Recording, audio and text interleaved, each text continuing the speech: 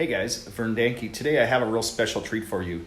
A guy that is local that wants some artwork. I do a fine art print from time to time. And he wants to do a little horse trading, and he is a real luthier from back in the States, back in the US. And I just happen to have some guitars that need a little work, and so let's go check it out.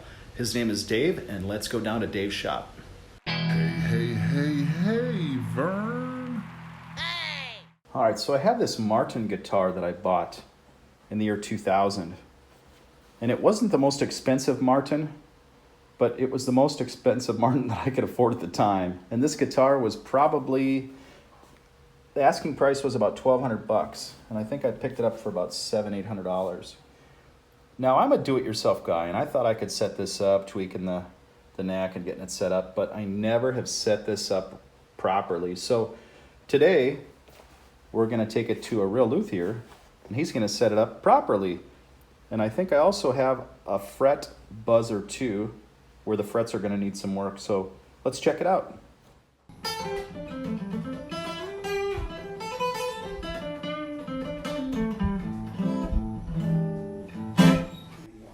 So this is a bass guitar that Dave made fretless. He pulled the frets out, did the repair, and refinished it.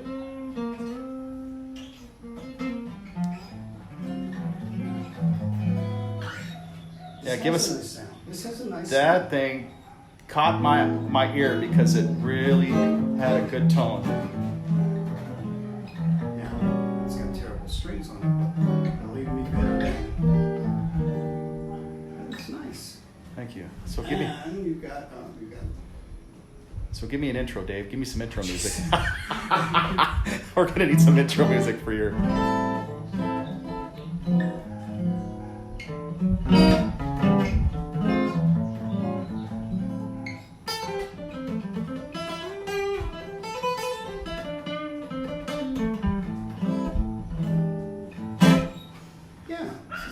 This will be no problem. So Dave is a jazz guitarist. So how did you get Sometime, into blues, jazz, whatever somebody will say. I'm sorry, ask whatever. So how did you get into the jazz end of it? That's kind of a unique style. Like every kid, I started playing rock and roll, Mm. and I just sort of morphed. And then I got interested in sort of jazz rock. Back in the 70s, there was Mahavishnu Orchestra, and Miles Davis was playing. And the next thing I know, I got interested in that. But I like blues a lot. I have an electric guitar. I play blues too. So, Okay. yeah. Cool. So mostly, I don't play rock anymore. I'll play either blues or jazz. Oh. Something like that. Now, I could never be satisfied with the sound coming out of that through my own amplified system, but through the house PA, they make it sound great. So I don't know what I'm doing wrong. Well, not necessarily anything. You have a house PA with a mixer, and they mix it. They also know the dynamics in the room. Okay. So, most bands or most players would rather play through the PA system. They use their little amps for feedback for themselves, not feedback, but to hear themselves. Okay. But the PA is the one that's filling the room with sound, if they have that option. Here in the Philippines, some places do and some places do not. Okay. So it's not a surprise that you like the PA sound that's been tweaked for that room better than you like your own small amp. Mm. And of course it depends on what amp you got. But.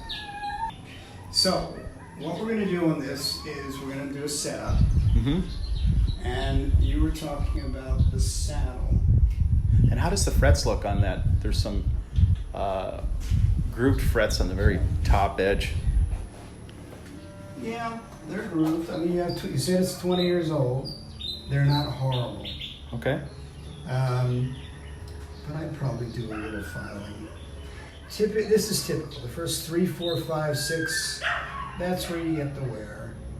So between the first fret and here, the rest of the frets are just dirty. And I will definitely clean them and polish them up. Okay. That makes a difference, by the way, because you're especially if you bend strings, because you're bending the string against a corroded piece of metal. A polished piece of metal is just a lot better. Okay. Yeah, that makes sense. So now, so you grooved this. Yes, to try drop the action, because I didn't know what I was doing. It did drop the action, Right. but we might want to replace that. I mean, it works. Yeah, I'd love to replace it. I'd love to put bone in that. Yeah. Because that's the synthetic plastic or whatever they call Mm-hmm. it. Yeah, that's exactly what I'd like to do. Typically, the way I lower it, I can tweak it a little bit by grooving it, not like this, but just a tiny bit. But usually you take it out, and underneath you take the material away. Okay. That's the superior method. Because here you can see on your low E string, the string actually goes below the top of the saddle. Same thing on your A string and your D string. Okay. Well, really, most of it. Right. So you grooved it a lot, almost as if it were the nut. So yeah, I think we'd be well advised to replace that. Yeah. Dave prides himself on being a luthier without using power tools on his woodworking. So My woodworking now, sometimes on repair work,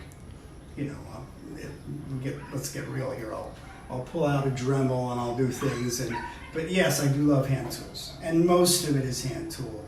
But in reality, I use a soldering iron, I use a Dremel. Sometimes I'll grind that bone. So okay. then I do use power tools. But your site you have is dedicated to. Oh, you're thinking of the Unplugged Luthier. That's a Facebook group I admin. But my actual personal site is Dumaguete Guitar Works. Oh, okay. That's where most people find me as far as setup and repair. So yeah, that's a Facebook page it was kind of cool. I was in JVS Music Store the other day, which is the only real music store in Dumaguete. And I needed something. The guy was asking what I needed it for, and I said, well, I do guitar work and repairs. I need it for that. Oh, really? Where are you? I said, I'm in Valencia. I said, oh, wow. I said, I'm Dumaguete Guitar Works.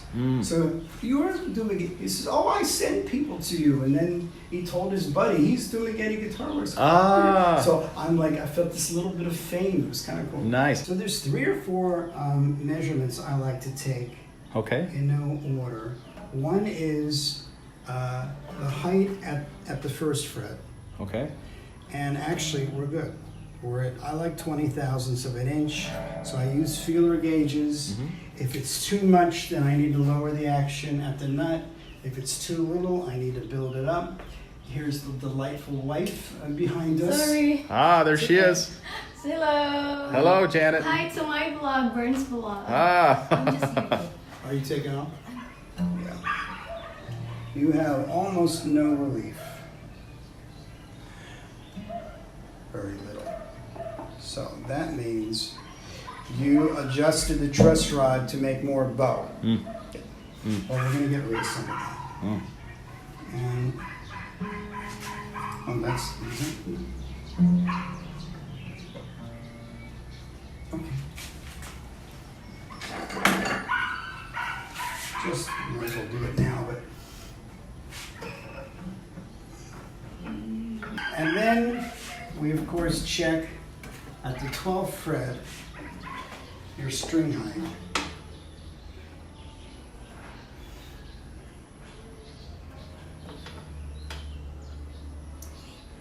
It's high on the high strings.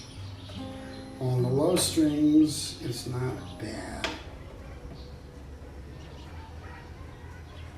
It could go down a hair on the low strings, but a lot on the high strings. You're at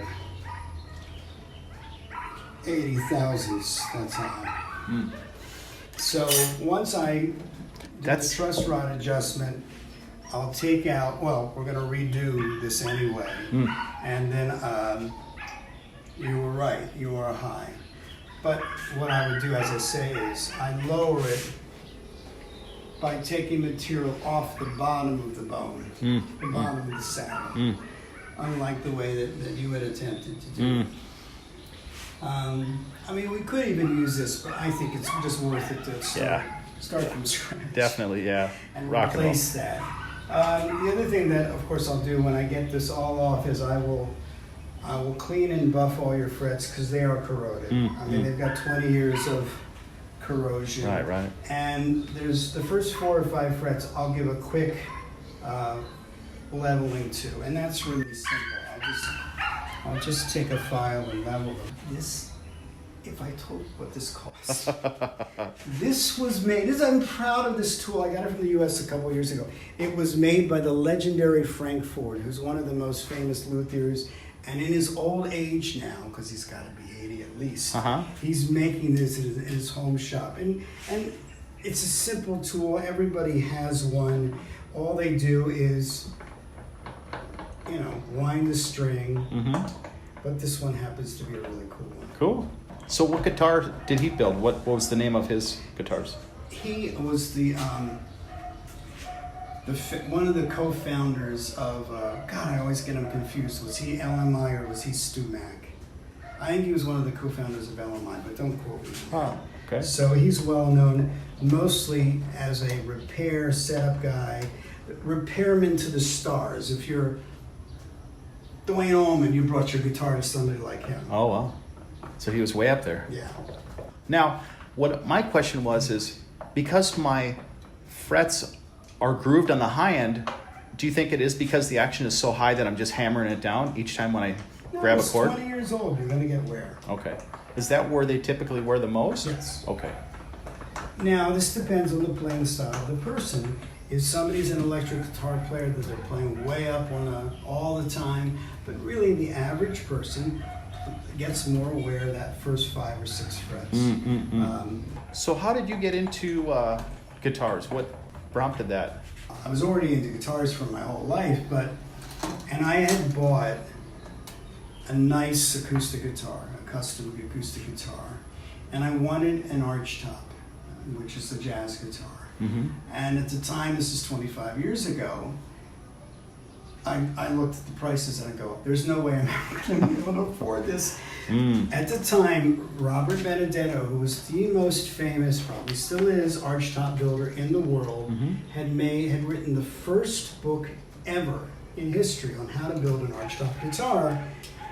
And I bought the book. I read the book, and I said to my then wife, I think I can do this. And she rolled her eyes and said, you're crazy. Oh my gosh. And I built an archtop guitar. Wow. So that was how I started. And once I started, I was completely hooked. So then, life gets in the way, and I ended up being divorced and having to work and, support kids and all that. So I got a little bit away from it, and I said, when I retire, I'm gonna have a shop and I'm gonna build again. So I got to Dumaguete 3 years ago. I started building. That's when I met you. I had a little shop in in a house that I had, a 3rd bedroom. In Portland, right? Portland, Oregon? No, I mean, this is when I've already met here. Oh, I see. I've already moved here. And people started contacting me. They said, I see on Facebook you're a luthier. There's nobody here who can set up my guitar. Can you look at it? Or there's nobody who can fix this or replace the nut. So I started doing that just as a... And the next thing I know, I thought, there's a need. And so... Nice. I just started doing it. And once I put the Facebook page up, then I got busy. Great. So that's really how this part happened. Otherwise, I just thought I'd be making guitars. I didn't even know if I'd be selling them. I didn't even care. I just thought I'll do it, I'll have fun. And then this thing took over. And, I'm as busy as I can be. I don't want to be, I'm not looking for a job. So Right. I'm as busy as I want to be at this point. I usually take in 3 to 5 guitars a week. And, Wow, good for you. Now, are there that many really premium guitars in this area?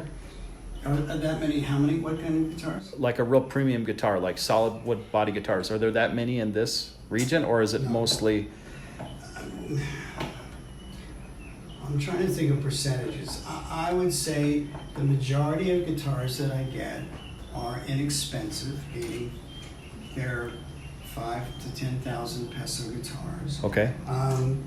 Usually when I get a more expensive guitar, it's an electric guitar. Somebody, found an old Fender or something. Just did an Ibanez the other day that was a 7-string Ibanez. That was a nice guitar. But he had gotten it from Europe. Okay. So I don't know what the percent. I would say certainly everything skews to inexpensive guitars here. But once in a while, somebody will bring you something and you go, wow, geez, this is nice. Where'd you get this? And, there's a story usually. Somebody had it, they sold it inexpensively. Or in some cases, somebody had some money and they bought a nice guitar.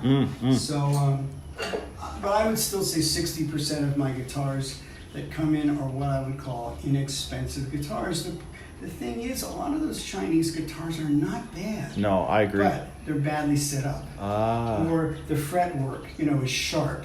So, or they're not, they haven't been polished. So doing a good setup and doing the frets, you bought a 5,000 peso guitar, you invest 2,000 pesos on a decent setup and fretwork, or less, and you're in good shape. Yeah, I bought a Court Earthwood, and it was a cheap $100 guitar, and for the money, it was the best $100 I ever spent. When I was a kid, an inexpensive kid's guitar that might have cost $20 then in the 60s, and $20 would have been, maybe it's $100 now. They were unplayable. Wow. They had action like this. They were just junk. They were unplayable. But today, you can pay $100 and get a very workable guitar with hardwood. I mean, a hardwood top, and it's not bad. It's. I did a video about it a few weeks ago. The only thing is somebody will have delusions of grandeur. They'll buy their $100 guitar. They think, I'm going to replace the tuners. I'm going to replace the pickups. I'm going to replace this. I'm going to replace that. At the end of the day, they now have $400 into it. They still have a $100 guitar. I mean, it's better, but it's still an inexpensive guitar. They might have been better off buying a used Fender for $500 somewhere. Sure. I don't know. I think they're not bad. Whatever they are. How long have you had them? 10 years. For 10 years. I don't think they're plastic, because if they were plastic, they would have been chewed up. Oh. Or they're good plastic. Because I used just a pick. I lift them up with a pick, so they never really got much wear in the end. This is the. Actually, yours are in good shape. I'll get these things, and it's obvious the person hasn't changed the strings in 5 years, and they're completely rusted in. Jeez. And then I have to figure out a way to pick them out. But these right. are not in that kind of condition. Yeah, because those strings, they can't be more than 6 weeks old, 8 weeks old. Well, these are cheap fakes then, because these are rusted through and through in 8 weeks. Right. I sweat like crazy when I play. I mean, it doesn't matter. They really shouldn't rust like this. Okay. I mean, these are copies. Okay. Wow. Oh. That's sort of part of my process. I like to clean. Because again, we're oxidation, rust, Right. you name it. So that has a spruce top, right? This has a spruce top. And that's the thing that was. When you said this is a laminate. But it's got a solid top. Oh, the top was solid. Top is solid. That's what kind of sold me on it. The guy's like, he said, if you're going to get a guitar, he said, make sure at least the top is solid, because that way it will age and sound better as it gets older. Yes, absolutely. And the thing is it's just. Although laminates are better now than they used to be. It used to be that was just a cheap guitar with a laminated top. Now But this is not. The thing that sold me is the wood won't move as much with the laminate sides and back as it would and it's more durable. So if you're going to gig, I can't see running around with a really, really expensive guitar if you're going to worry about it all the time. I don't know. You got a Martin. You don't have a cheap guitar. What kind of wax do you prefer? This is a product that my friend makes and markets called Alfie Shine. He's a very nice guy. His name's Jim Hendricks. He's English. And this was based on a very ancient formula. There's nothing bad in here. That's what I like. There's no silicone. There's no chemicals. There's none of the junk that I don't want to, because I don't know what finish. Somebody brings a guitar to me. I'm not positive. I may have a guess, but I'm not positive what the finish is. I don't want to put anything bad on it. That's a great idea. So I try to avoid any product with things like silicone in it which is bad for some finishes. So this is a really nice wax. It's a hard wax, so I will let it sit on the instrument for a day and then I'll buff it out. Oh. And and it's also not only nice for the wood, it's a good protectant. Oh, right. So I will use it on electric guitars on the hardware actually as a little bit of a moisture barrier. Okay. So Dave, you came from Oregon, right? Yep. And were you always from Oregon? No, I grew up in Philadelphia. Philadelphia. And so how did you get to Oregon? What was the transition there? Hippie in the 70s. I lived in California for a while. I had friends in Oregon. I came to visit and I stayed. Oh, no kidding. So when was that? 75. Wow. So I was there 40. People talking about Portland and the horrible things that are happening now. I was there for 42 years. And it's sad to see some of the stuff that's going on now, but that's another issue, a non-guitar issue. But that's okay. We're talking about life and everything else connected to that, right? My children are there. My family, some of my family's there, and we'll probably do some more as we go. But I like to hit it. Now, on the fingerboard, I don't like fingerboard products, but it's a necessary evil once or twice a year. So I will use fingerboard oil, which is usually lemon oil. People should not overuse it. Literally once or twice a year. So what happens if you overuse oil on your fingerboard? It will actually do the opposite of what you think. It'll dry the wood. Oh, it will? Yeah. Wow. Modern fingerboard oils, fretboard oils, lemon oils, are petroleum-based products. They're not real. They may have 1% of lemon oil. They may have a drop of lemon oil. And they work. They absolutely work to clean, especially if you haven't cleaned your fingerboard for a long time, which many people don't.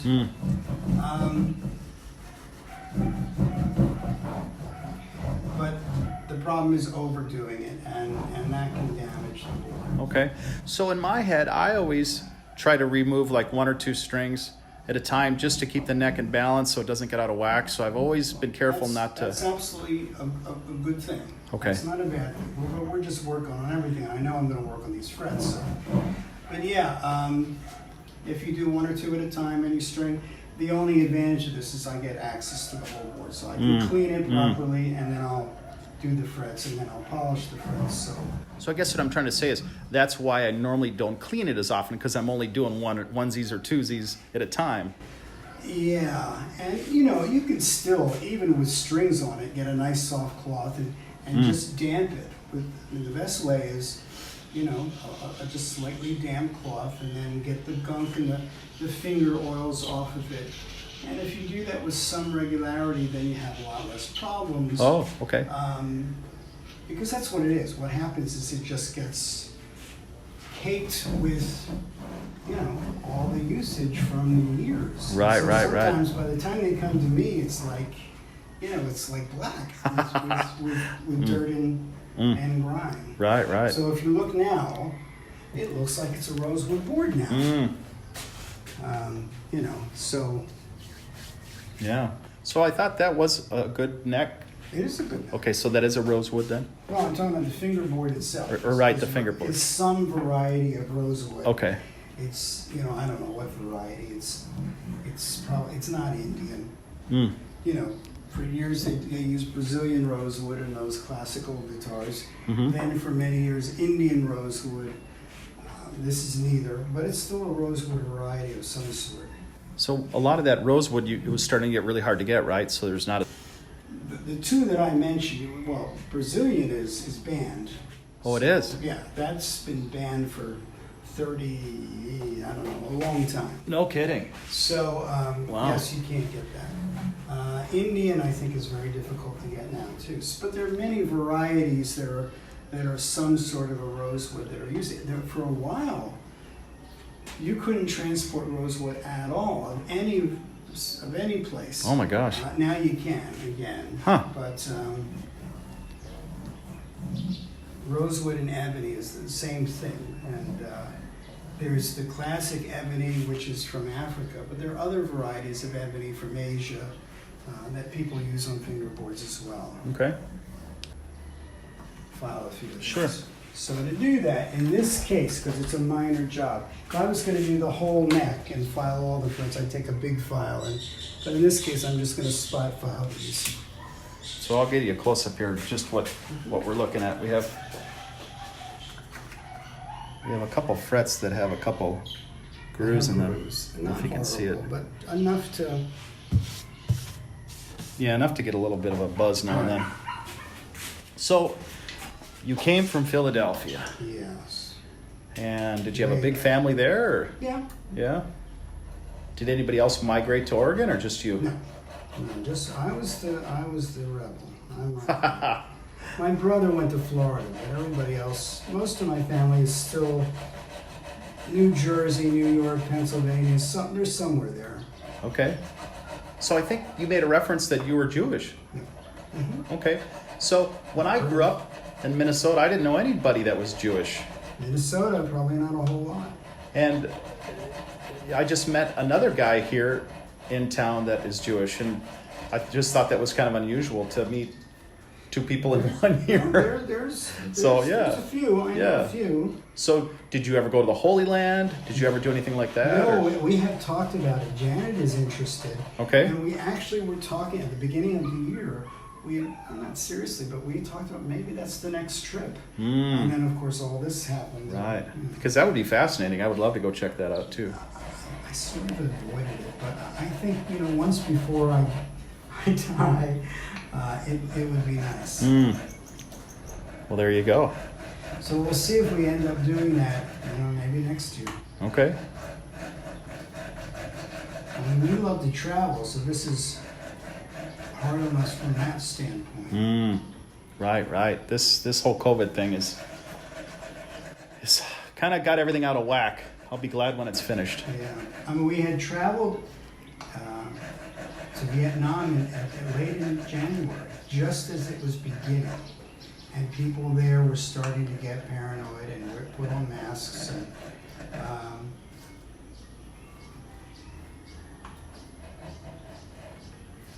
and then it all went crazy.